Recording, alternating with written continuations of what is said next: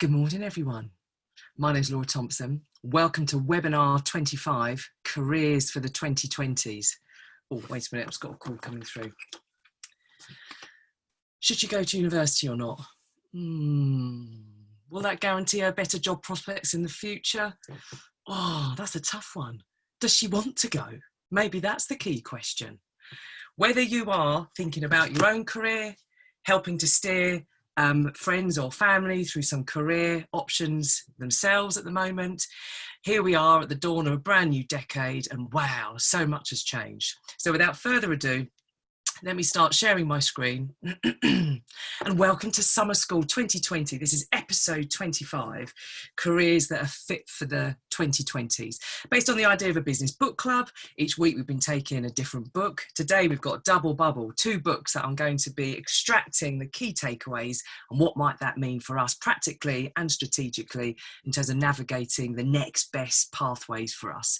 Both these books were absolutely fascinating. In short, the 100-Year Life book is a really easy read. The Future of the Professions, it takes a little bit more time. So I've done the kind of legwork, if you're not much of a reader, and extracted out the key sentiments from it. So much has changed. I feel like I'm starting again. So what do I do? Well, in series 5, we've been taking much more of a future focused perspective, looking at 6 key topics that are likely to be instrumental for the future: leadership, resilience, today's careers, teamwork and communications coming next. Even before this period of transformation, though, it's becoming clear that careers and career plans were set for some radical change. Rapid advances in automation, artificial intelligence, changes in society's habits already, as well as an ageing population, meant that most of us had let go of this concept of a job for life that potentially our parents and grandparents might have had as a framework. When I first started out in recruitment in the year 2000, we were still taking Polaroid photos of candidates, putting them in a filing system and storing them in branch. There was something called LinkedIn that was starting when I left in about 2004, but no way could have been predicted that that would be the world's biggest network of job-seeking candidates. And yet still the recruitment industry is here strong because we need some kind of filtering. So whether we are at the dawn, the noon, or the dusk of our careers, it might be worth looking at the bigger picture to enable us to make the next best move possible. So these 2 books, following on from Humankind, that was the first one in this series, and then Obstacle is the Way, which was the second one. We're doing double bubble today, looking at a chance to reflect on what does this mean for careers. I found both books provide refreshing and quite startling insights into the careers of the future, and what might that mean for making the best choice next. So we're going to explore 3 objectives. First one, we're going to be looking at, well, what is the role of career planning in the 2020s? These books were written pre-COVID, so what might this mean now in terms of having a career plan? What are the best-selling books in a nutshell? So the 100-Year Life and the Future of Professions. And then we're going to end on just to fly through some practical ideas, just to get some thoughts going in your head and bring some fresh air to your thinking. Let's just take a step back and think about the real bigger picture here, though. All around us, we see lessons from nature about how you don't have to be the most intellectual or the smartest in that group in order to survive rapid change. It's not the strongest that survives. There's a simple mathematical formula. As long as that species' rate of internal change at least matches, hopefully exceeds the rate of external change, then you are fit, supported and relevant for the environment that is evolving around you. And boy, has the landscape changed for all of us. So a gentle reminder is, in times of rapid change, if you're looking for some 4-letter words that begin with F, one that's been helping me at the moment is to flux it. So in times of flux, i.e. everything is in the flowing, then we've got to kind of go with the flow. And now might be a time to really bring out that fox version of us rather than the panda version. So the panda is, I'm going to stick with what I'm doing because that's what I know. And the fox version is, well, how do I know what I don't know unless I do a little bit of exploring? And these unprecedented times give us an amazing opportunity to set some new precedents. It's beyond agile. We have to be flexible because we're having to make it up as we flow. Flexible implies there's a plan to bend, but actually for many of us, the plan might have just completely disappeared, which is likely to change even when we do set a new plan, because this is only the next normal. So let's have a look at what it means to be flexible in terms of viewing our careers. What is the purpose of career planning in the 2020s? What might that mean for me? Well, an extract from a quote from the J.R.R. Tolkien, who wrote Lord of the Rings, is "Not all who wanders is lost." So could it be that this is an opportunity to search and research rather than feeling lost? An empty schedule is space rather than a void. What might I do with that? Maybe the two key questions that might be going on right now in our heads are, what do I want? And how does that contrast with, well, what do I need to do? So what might be the purpose of career planning and how might we take that forward? I guess it depends on how valuable the concept of having a plan is to you as an individual. It depends on how you personally measure success and your expectations in life. But it might be also worth having to think about, have those expectations created a cage as opposed to a platform in terms of the views of myself and the world of work? And for many of us, it's given us an opportunity to reflect on our priorities, this kind of disruption that we've had recently, and what might that mean moving forward. It's fascinated me for the last couple of years about pay and who gets paid to do what and what constitutes a good job. Could it be that the scaffolder outside, average earnings in the UK is £42,800, has potentially got more career opportunity ahead of them than the legal exec who's sitting inside, potentially who's capped her earnings on average at £38,000? It's not that money is everything, but what we're starting to see is some shifting grounds in terms of what constitutes a good job that is sustainable. Because could it be for the legal world and the professions, which we'll link onto the second book, is actually experiencing what I called the robot roulette? We're not quite sure exactly right now whether to place our bets on red or black, because we're not quite exactly sure what types of roles are more likely to be done by machines, and therefore the pay premium will go down, and what will be the roles that are just unable or inappropriate to not be done by a human. We're in that kind of robot roulette table at the moment. And I guess what a plan allows you to do is to almost like panning for gold. It allows you to sift through all of the uncertainties and possibilities with a little bit more of a lens that's going to work for you. So I hope this session that I'll take you through just gives you some things to consider. We're probably not at the answer stage yet, but at least looking at some of the questions that allows you to pan through that river of opportunity that might be in front of you. One of the things that might be worth a consideration is never underestimate the power of our upbringing and the childhood stories that we created in our mind about jobs and careers. Because when we're an adult now, it is okay to change your mind. That's part of the responsibility of being an adult. Maybe you were nudged towards a certain type of career that actually you were starting to get a little bit tired of anyway, or it feels like there's not much opportunity ahead. And this image here is something that I've borrowed from the webinar 10. If you're looking for some tactical, practical hints, may I nudge you towards webinar 10, which is where we look at career planning and revisioning. One of the stories I told there was about the most efficient way for these tribe in a certain village, many thousands of miles away, used to trap monkeys, is if you chase after a monkey, it will run away. Actually, what you need to do to trap a monkey is put a banana inside some kind of vase that has a narrow neck, and then when the monkey then puts its hand into the jar to then grab onto the banana, it can't quite compute that in order to get to escape from that jar, they've got to let go of the banana. It's just instinctual that I've got the banana, I've got to hold on the banana, and of course then I'm stuck with this big jar, basically waiting for the poachers to come and take you. So may it be that we just need to get rid of some of these bananas that we're holding on to that potentially keep us trapped as opposed to free to look at things in a slightly different way. It's been fascinating, so much change. Even the sudden shift to virtual workplaces has already started to create a whole new chain of events that's going to have future ramifications. I might now be applying for a role and it's all done online, and there's going to be an online onboarding where I'm based in Derby and I've been interviewed seconds after someone based in Durban has been interviewed. So now geographical proximity to a place of work is potentially being seen as less important.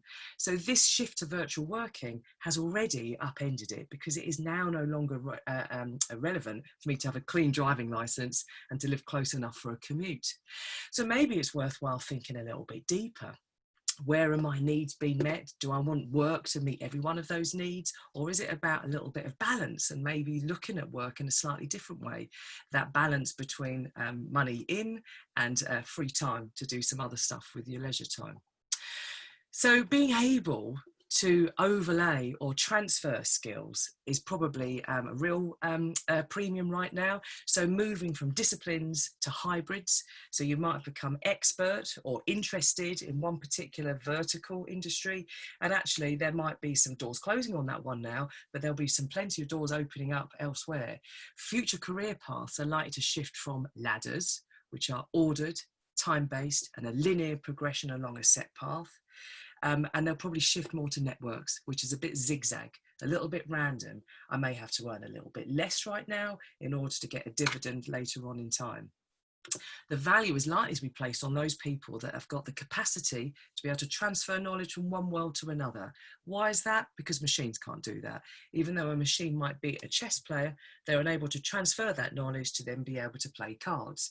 Human brains are able to think wide and diverse. And so the more I can demonstrate that and show that my expertise from world A and my understanding or passion in world B gives me this edge right now, that means I am the perfect hybrid person to be able to cross both those worlds.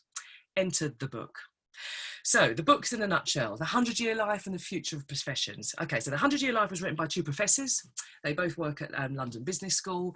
He is an economics professor. She is an organisational development professor. And the two of them basically looked at the massive elephant in the room that no government or organisation is really able to tackle, which is we're all living for longer than the welfare state was originally set up for. So progressively, generation upon generation, we've added length of life. What that then means is potentially there is an opportunity or a requirement to look at classic career plans in a slightly different way, because we are living for longer in our retirement and we are educating for longer before we're released into the tax-paying work bit. And so that therefore has some long-term implications. The second book, which is a little bit of a tougher read, much more academic, but it's written by a father and son. The father is a barrister, the son is a CFO, so really hot and high in kind of finance. And they basically looked at the technological impact on these safe jobs, so becoming a doctor, a lawyer, an accountant. Vital reading for anyone, I think, who's looking to influence a teenager right now. But it's quite a hefty read, so I've extracted out the key bits. So let's have a look at something that comes from the 100-Year Life book, first of all. So the 100-Year Life book basically disrupted my thoughts completely. So hopefully this allows you to unshackle from some of those bananas that might be in your head, which is the classic 3 life stages might need to evolve. They suggest to at least 5 or 6. So longevity, living for longer, already was requiring an update to a more multi-stage version of life.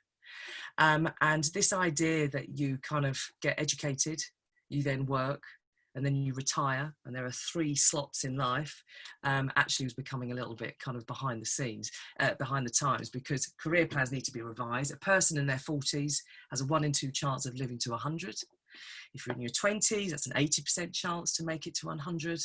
The younger you are, the longer you are likely to live. Especially particularly in our country, and this means that a 60-year career could become the norm.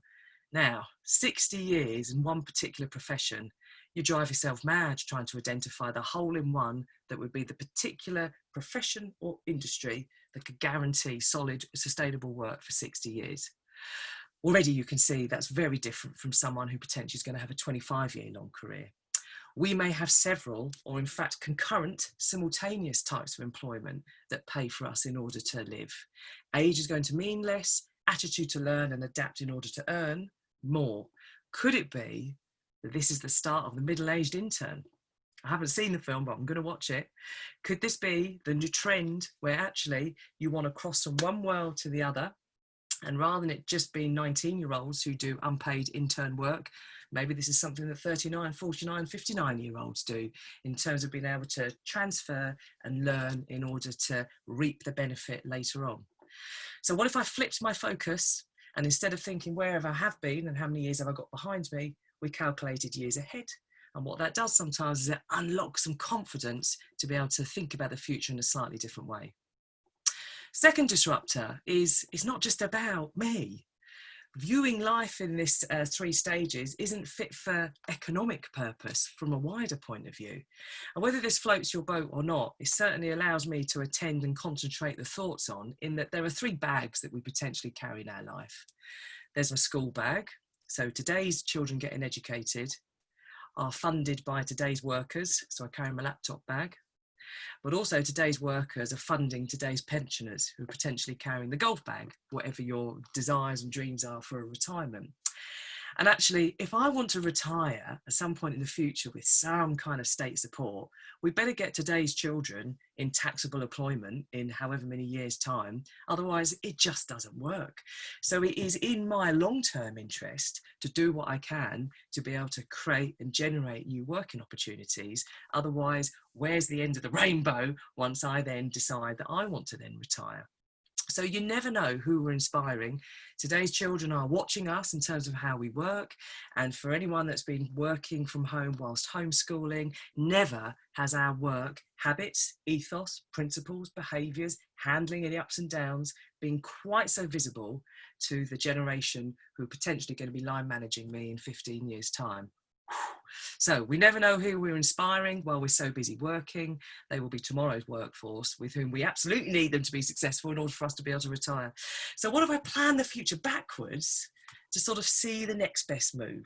It might be difficult to predict the exact next move, but if I just leap forward a little bit and be like a strategic chess player, my ultimate vision is something along that lines, tracking backwards what might be some rough areas that might be worth having a look. Thought disruptor number 3. So this comes more from the Future of Professions book. In short, the internet has unlocked professional secrets and it has therefore disintegrated many of the payable USPs, unique selling points. I can now access tools, frameworks, advice, data that I might have had to 10 years ago pay thousands of pounds in order to bring in. I can now access that on the internet because so much has been unlocked and given out for free on the internet. If I want to learn the piano, do I need to pay someone to come in and sit next to me? Or do I just follow on YouTube tutorial, 25.5 million views of this introduction to how to build a piano, how to play the piano? And for those of you who've been on sessions with me before, I've quoted this for years now, which is we're going to see a difference in pay for those jobs that are routine, so follow a set series of patterns, are more likely to be automatable than those jobs that are full of one-offs, surprises, differences, and unique situations. There are roles that we do with our heads and there are roles that we do with our hands, and we're unlikely to see huge amounts of mass employment in routine roles that are to do with making things, but we are going to see, we'll come on to this later, even more of a rise in people being very prepared to pay for bespoke things to be made or bespoke conversations tailored to them. So the 4 main developments in IT, information technology, that they say, this father and son, is that we've got an exponential growth in IT. In short, it's doubling every year and halving in price.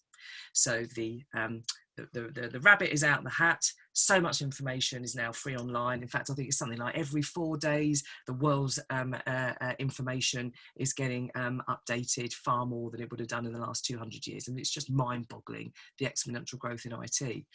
Not only is it kind of dumb machines, we've got increasingly capable machines that are able to do things that potentially we wouldn't have thought possible. So we've got robots that can jump, and we've got artificial intelligence that is able to read data and extract information from it within a blink of an eye. We've got increasingly pervasive devices. So I stumbled across a device called a phrase called ambient intelligence, which is, it's so subtle and it's so behind the scenes. I've actually got no idea just how many little messages and instructions are being calculated right now. So for example, automatic temperature control, or things being adjusted when certain individuals or phones walk into a room. Increasingly pervasive devices, they're sort of there around. So it's difficult to work out exactly what's been done by the machines. And then what that enables is increasingly connected humans. I now am able to tap up my network and give you some information that potentially you might have had to go to another office to go and get 15 years ago. So what if I evolved my perception of what a proper job is? Because actually the jobs that we had 20 odd years ago might not be there anymore, and they might not create a sustainable income depending on how long you intend to be working for. So maybe it's more worth thinking, rather than what do I know, is it worth thinking right now this summer, how many people do I know? How many people know me who would entrust me to deal with their professional or personal secrets? Because my level of connection is probably more likely to predict success than what I individually know. Because if I know what I know, potentially I'm becoming a panda. If I'm able to have a look and be curious about what else everyone else is up to, so I can compound that knowledge, suddenly I can offer advice that is beyond Google, because I'm able to transfer and put things together in a slightly different way. What the two authors say they imagine is going to be 7 different ways that professionals produce and get money for distributing expertise. So let's say I wanted some financial, medical, legal, project management, some kind of strategic help now. How might I access that? Well, we have the traditional model, which is I pay an individual to either email me, give me some information, have a phone call, have a video call. We have the networked experts model, which is a pop-up collection of individuals, each individual expert, who are able to then create some expertise as a result of their network that is beyond the free stuff that's available on the internet. We've got the paraprofessional model, which is actually a junior in a team who is exceptionally supported by a great system and or mentored by an expert, is probably as good as what the expert would have been 25 years ago. So the paraprofessional is, I don't need to be the fully qualified person, I'm the semi-qualified person who is boosted by great systems and great experts around me. The knowledge engineering model is where there might be some online self-help and or alerts. So the knowledge is engineered by systems, able for me to tap into that and be able to use that. The communities of experience model is where you've got crowdsourced groups, so expert groups who are able to give you lots of advice about how to do something. Wikipedia is a great example of the knowledge engineering and the communities model. And the embedded knowledge models is, I don't even need to go to the doctor to get my pacemaker checked. There is technology in the pacemaker that is automatically connected to the internet and will update me if I then need to go. So what role the doctor, once that intelligent device is then inserted in my chest. And the machine generated model is where there is just autonomous, so automatic diagnoses and audits going on. So in the book, it's absolutely fascinating reading about large financial audits where you've got these little bots that are going around and having a look at potential red flags that flag up to a human that something needs attending. Gone are the days of where someone might be paid huge amounts of money to look through lots and lots of documentation. In fact, you've got systems that are able to do that in a blink of an eye. I remember a friend of mine, her husband works for an AI organisation, legal organisation, and it would take a human a minute a page to read through one page of A4, and in that minute an AI would have read a truckload of case law in terms of stuff that's already there. So what they suggest is a change of language. It's not blue or white collar workers, it's open collared workers. And actually, rather than looking backwards at where our society has been in terms of work, is it much more useful to look forward in terms of what we're doing? What blew my mind recently, there's a friend of mine, she's earned more money by doing online piano tutoring recently than her proper job that she went to university for. Not in a million years could I have in any way predicted that X amount of years ago. So, thought disruptor number 5. If this isn't my last decade of needing to earn, is it worth a rethink? The structures are changing. How strategic am I able to be? And one of the very few diagrams that's in this pretty hefty book is a list of what they predict to be future roles that are potentially worth a think about if you haven't had to think about it. Because there are certain things that us humans enjoy that you wouldn't want a machine anywhere near. So makeup, well-being, massage, all of these things that might not have been your to-do list in terms of work opportunity that actually we can't have, we can't have a machine equivalent. The repair shop, the BBC programme that was kind of dumped in the middle of the day at 2 p.m. is now in prime time. That's prime time viewing. Such is the change in terms of making things with our hands, because it's beyond automation. So number 1 on their list of what they think are going to be future roles that are worth thinking about and maybe worth planning towards is craftspeople. So there's going to be much more of a premium around craft, building things and making things that are one-off. So craftspeople would be difficult to live without in terms of making things. Second thing is assistants, so that kind of para-professional, so assistants who are well supported by systems and being able to be connected with people around them, invaluable. Para-professionals, which is rather than a fully qualified someone in that profession, is the kind of next kind of layers down in that certification, but much more supported again by being able to tap into professional colleagues and systems. Empathizers, so I don't necessarily need to pay for the information anymore. I can access on that online, but I want to pay for someone that makes me feel good about the decision I'm going to take. So an empathizer might be a project manager who the system sends automatic updates out to everyone in terms of the task that needs to be done. But the empathizer is the project manager who's then able to make people feel good and energized and positive and resilient in terms of activating whatever the task is. Research and development workers, so looking at what's coming next. Knowledge engineers, so this is more of the techie in terms of being able to engineer that knowledge and organise it online, so it's not a jumble sale, but it's nice and ordered. Process analysts, knowledge engineers, process analysts, moderators, designers, system providers, data scientists, and system engineers. So the ones towards the bottom are a little bit more techie. So you never know what version of you might emerge next. And regardless whether you're at the dawn, the noon, or the dusk of your career, it's never too late to have been who you might have been. And when the world has kind of turned on its head a little bit and flipped and become unprecedented, what an opportunity to set some new precedents. What if I thought a little bit differently about who I could be next? So to wrap up, these two books are a startling in terms of how blunt the message is. And for many of us, these last few months have caused us to sort of reflect and take a bit of stock, whether wanted or unwanted. We might be in a position now we have to think differently. And having to think about the bigger picture to enable the best move forward. In a nutshell, I'd summarise these two books as: we have a brand new deck of cards to play, and we are the pioneers. Focus on the questions right now, and the answers will follow. And it's time to get flexible. So some takeaways. Here we have the Stonehenge, 5,000 years they've been here. Think about all the jobs that have come and go and the industry trends and fashions that have come and gone. And there they are still weathering the storm, real kind of value and a pillar of society. So the concept of work is a pillar of life. We're so used to it now, so it's hard to imagine life without it. So the fact this is unprecedented is a huge opportunity in terms of having a rethink or a refresh about your concept about work. Maybe it's time for me to challenge my internal script about careers and what a good job is. Maybe people like me do roles like that. Maybe I need to give myself permission to challenge some expectations that I've placed on myself or were placed on me from childhood. And in short, the moment we got the internet, a whole new chain of events started. It isn't personal. The current circumstances have only sped up what was already on the cards.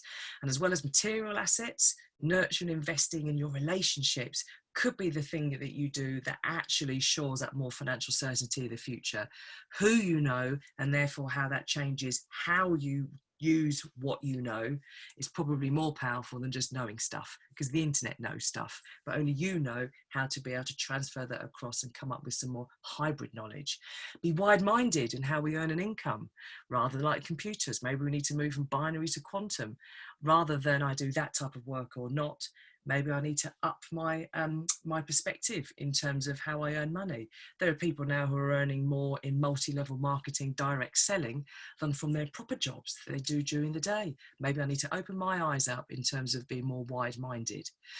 Could it be that enjoyment is up there as a key search criteria? 60 years working is a long time being miserable, waiting for your real life to start. Maybe enjoyment is right up there with employment in terms of what it will be, in terms of thinking of the way ahead.